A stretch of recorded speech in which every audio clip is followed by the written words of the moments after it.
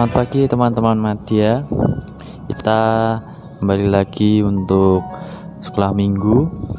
Nah, di sini kita nanti akan sedikit belajar tentang yang mungkin teman-teman sering bertanya kepada orang tua teman-teman tentang apa sih. Namun sebelum Mas sebutkan, ada baiknya kita berdoa terlebih dahulu. Mari kita berdoa. Mas yang akan pimpin. Selamat pagi Bapak, selamat pagi Tuhan. Terima kasih atas berkat-Mu sehingga di sini kami anak-anak Madya dan hamba-Mu akan mulai sekolah minggu. Engkau berkati setiap pembelajaran kami. Semoga apa yang hamba sampaikan dapat teman-teman sekolah minggu aplikasikan dalam kehidupan sehari-hari. Berkati proses belajar kami dari awal hingga akhir. Dalam nama Tuhan Yesus, haleluya, amin. Nah teman-teman, tadi Mas Bima sudah sebutkan ya, kita akan belajar tentang sesuatu hal yang mungkin teman-teman sempat tanya ke orang tua, kenapa sih harus ininya tuh apa lah. Ininya adalah pemimpin baptisan. Teman-teman mungkin sempat tanya, kenapa sih harus yang mimpin tuh pendeta? Kenapa sih enggak kalau misalnya ada pembantu pendeta, kenapa sih nggak pembantu pendetanya? Kenapa sih nggak jemaat malahan? Nah, itu nanti ada di sini semua. Namun sebelum itu, mari kita biar lebih semangat lagi sekolah minggunya, kita nyanyikan satu lagu dulu ya. Mari kita bernyanyi bersama.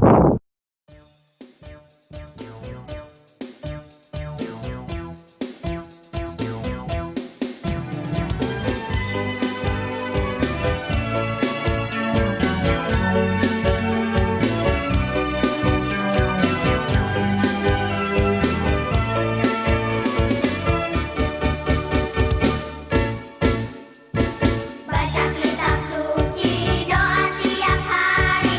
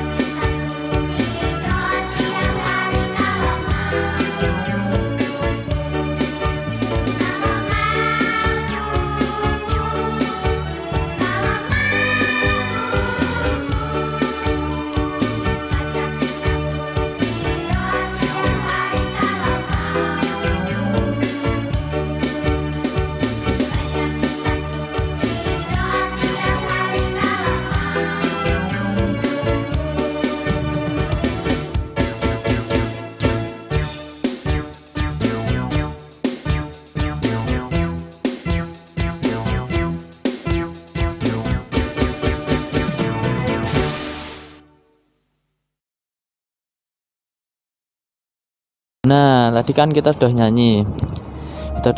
Sekarang kita lanjut lagi. Tadi Mas Bima bilang kita belajar tentang pemimpin baptisan. Nah, Mas Bima dulu juga mungkin bertanya-tanya juga, kenapa sih kok yang mimpin itu harus pendeta?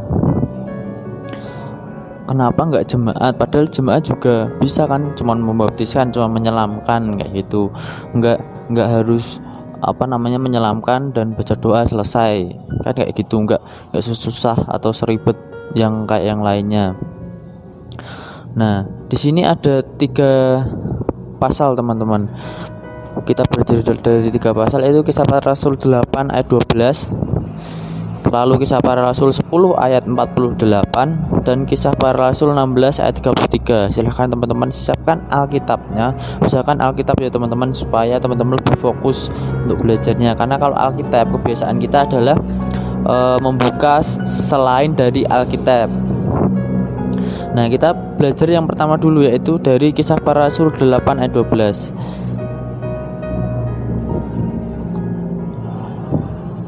Namun sebelum itu ada sedikit penjelasan dari Mas Bima, yaitu tentang pembaptisan yang terjadi pada masa setelah Tuhan Yesus naik ke surga, dipimpin oleh para rasul atau pemimpin yang dipercaya dan diberi kewenangan oleh jemaat.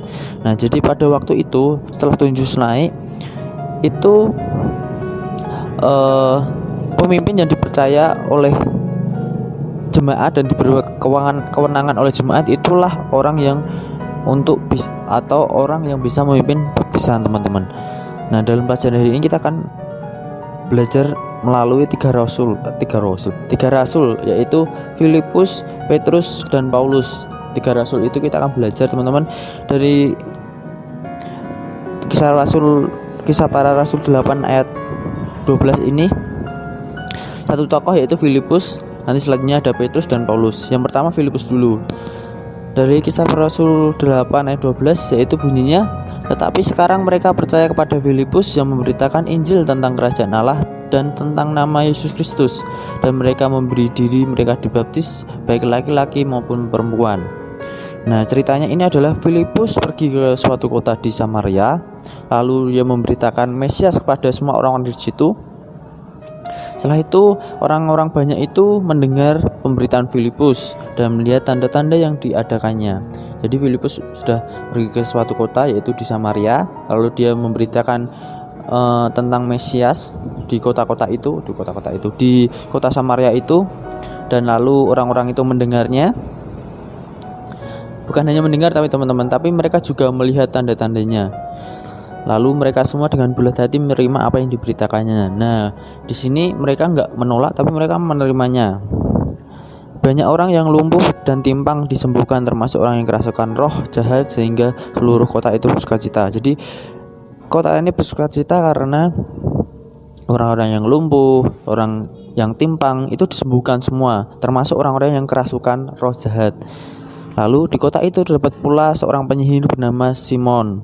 Ia dipercaya juga memiliki kuasa Allah yang terkenal dengan kuasa besar. Ia pun membuat takjub banyak orang dengan perbuatan sihirnya. Tapi sekarang orang-orang lebih percaya kepada Filipus yang memberitakan tentang kerajaan Allah dan tentang nama Yesus Kristus. Nah, jadi sebelumnya itu ada seorang penyihir, teman-teman. Penyihir, pasti kalau teman-teman mendengar kata penyihir, yang teman-teman ada di pikiran teman-teman seharusnya adalah seseorang yang mempunyai kekuatan yang nggak terlihat ya teman-teman. Kekuatannya itu nggak terlihat, tapi bisa membuat sebuah kuasa di situ. Nah, ini penyihirnya itu namanya Simon, teman-teman. Awalnya ia dipercaya karena memiliki kuasa Allah yang dikenal dengan nama kuasa besar, dan dia pun bisa membuat takjub dengan perbuatannya yang besar itu. Namun setelah Filipus masuk dalam kota itu, akhirnya semua orang lebih percaya kepada Filipus daripada kepada Simon, karena dia memberitakan tentang kerajaan Allah dan tentang nama Yesus Kristus. Baik laki-laki maupun perempuan, mereka memberi diri dibaptis, termasuk Simon si penyihir itu. Nah, jadi setelah Simon tadi memiliki kuasa dan dia kalah dengan Filipus karena orang-orang lebih percaya kepada Filipus, dan akhirnya semua orang yang ada di kota itu, termasuk laki-laki ataupun perempuan, mereka mau dibaptiskan teman-teman, termasuk Simon tadi yang memiliki kekuatan yang nggak terlihat atau seorang penyihir teman-teman. Itu cerita dari Kisah Para Rasul 10 ayat 12, Kisah Para Rasul 8 ayat 12 maaf teman-teman. Sekarang kita buka yang Kisah Para Rasul 10 ayat 48. Silakan Kisah Para Rasul 10 ayat 48. Bunyinya seperti ini teman-teman. Lalu ia menyuruh mereka dibaptis dalam nama Yesus Kristus. Kemudian mereka meminta Petrus supaya ia tinggal beberapa hari lagi bersama dengan mereka. Nah, tadi kita belajar tentang satu tokoh yaitu Filipus. Tadi Mas menjelaskan di awal bahwa kita akan belajar tiga rasul, yaitu Filipus, Petrus, dan Paulus. Filipus tadi kita sudah belajar di ayat 8, pasal 8 ayat 12.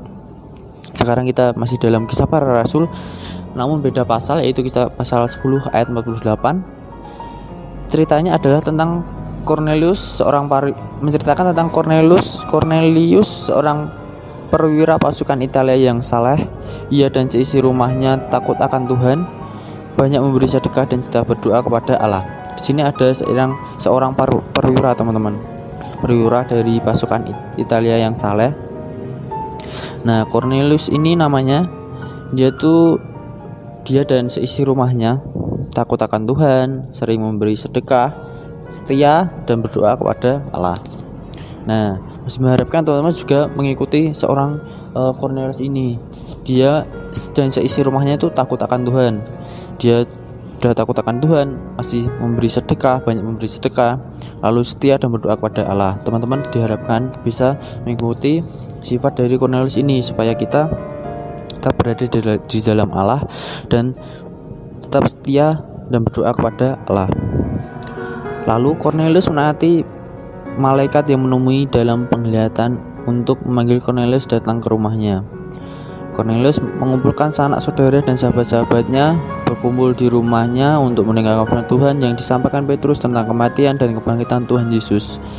Nah, jadi awalnya Cornelius ini tuh ditemui seorang malaikat. Lalu apa sih yang disuruh malaikat itu? Ia memanggil semua sanak saudaranya. Jadi malaikat datang ke rumah Cornelius dan suruh memanggil semua sanak saudara dan sahabat-sahabatnya, lalu berkumpul di rumah itu. Lalu ada seorang tokoh yang tadi Mas sebutkan, yaitu Petrus. Petrus ini menyampaikan firman Tuhan tentang apa sih? Tentang kematian dan kebangkitan Tuhan Yesus. Lalu setelah menyampaikan, apa yang terjadi teman-teman? Di sini yang terjadi adalah Petrus diminta untuk membaptiskan orang-orang yang percaya kepada Tuhan Yesus. Setelah ia menyampaikan firman Tuhan tentang kematian dan kebangkitan Tuhan Yesus, lalu Petrus membaptiskan orang-orang yang percaya kepada Tuhan Yesus. Itu tokoh yang kedua teman-teman. Masih sama ya, tokoh yang pertama tadi juga membaptiskan orang-orang yang ada di Samaria. Sekarang tokoh yang kedua juga masih membaptiskan orang-orang yang yang percaya kepada Tuhan Yesus. Tokoh pertama bernama Filipus, tokoh yang kedua bernama Petrus. Sekarang kita ganti pasal teman-teman. Pasal 16 ayat 33. Kisah Para Rasul 16 ayat 33. Kisah Para Rasul 16 ayat 33. Nah, saya membacakan. Pada jam itu juga kepala penjara itu membawa mereka dan membasuh bilur mereka. Seketika itu juga ia dan keluarganya memberi diri dibaptis. Nah, di sini ada seorang kepala penjara di Filipi. Kisahnya seperti itu, teman-teman. Jadi ada kepala penjara di Filipi yang menjadi taat dan percaya kepada Tuhan Yesus setelah melihat Paulus dan Silas terlepas dari belenggu saat di penjara. Jadi waktu Paulus dan Silas itu ada di penjara, kepala penjara ini melihat Paulus dan Silas yang bisa lepas dari belenggu saat di penjara, dan ia menjadi percaya kepada Tuhan Yesus. Kemudian ia meminta Paulus membaptiskan dirinya dan keluarganya. Jadi setelah ia melihat Paulus dan Silas yang bisa lepas dari belenggu saat di penjara, lalu akhirnya dia mulai percaya, kepala penjara ini mulai percaya. Lalu ia meminta Paulus untuk membaptiskan dirinya dan keluarganya. Nah teman-teman, dari 3 pasal ini, dari pasal 8, 10, 16, semua orang-orang yang akhirnya percaya dibaptiskan teman-teman. Namun tidak sembarangan pemimpin baptisan yang bisa membaptiskan orang-orang. Mengapa sih Mas Bima tadi bilang nggak kenapa harus pendeta, kenapa kok nggak jemaat, kan cuman mencelupkan dalam air lalu selesai. Nah, pemimpin baptisan adalah orang yang sudah diberi kewenangan oleh jemaat untuk membaptiskan orang yang sudah percaya kepada Yesus. Itu yang pertama ya teman-teman, yang perlu teman-teman ingat, bahwa pendeta adalah orang yang dipercaya oleh jemaat, yang sudah diberi kewenangan oleh jemaat juga, itu untuk membaptiskan orang-orang yang percaya kepada Yesus. Itu alasan pertama. Yang kedua, di lingkungan gereja kita atau lingkungan gereja baptis, karena kita adalah gereja baptis, pembaptisan hanya dipimpin oleh seorang pendeta yang sudah ditahbiskan. Jadi kalau di lingkungan gereja kita, kalau teman-teman terkadang sempat melihat di buletin mungkin, atau mungkin tiba-tiba teman-teman ada melihat surat dari gereja, lalu di situ ada tulisan PDM atau GI, atau nanti ada pendeta. Nah itu sudah beda arti teman-teman. Jadi yang boleh membaptiskan adalah pendeta yang sudah ditahbiskan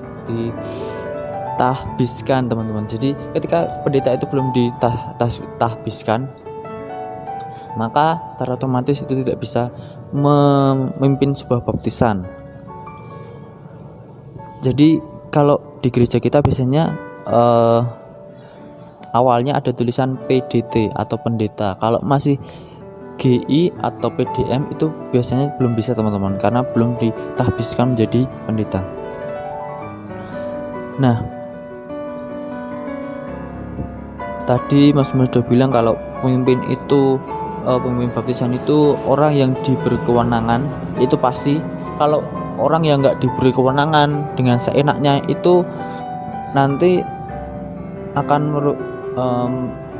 tidak sesuai dengan arti dari baptisan itu sendiri teman-teman. Jadi setiap baptisan itu ada artinya teman. Jadi nggak cuman orang yang mengikuti pelajaran lalu dibaptis, dicelupkan dalam air, udah selesai, kamu udah dibaptis. Nggak seperti itu teman-teman. Tapi setiap baptisan itu ada arti di dalamnya. Nanti teman-teman akan tahu setelah teman-teman mengikuti yang namanya kelas baptisan. Nah, kelas baptisan itu mempersiapkan teman-teman lebih lagi untuk sebelum teman-teman benar-benar dibaptiskan.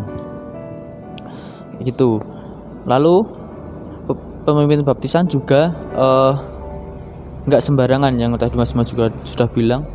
Kalau di lingkungan baptis atau di lingkungan gereja kita, karena kita adalah gereja baptis, diingat-ingat ya teman-teman, hanya seorang pendeta yang sudah ditahbiskan. Jadi nggak bisa sembarangan orang, misalnya jemaat yang bukan pendeta tiba-tiba saya ingin membaptiskan anak saya, mau nggak mau siapa pun harus saya. Itu nggak bisa teman-teman, karena sudah ada alurnya sendiri, sudah ada urutannya sendiri.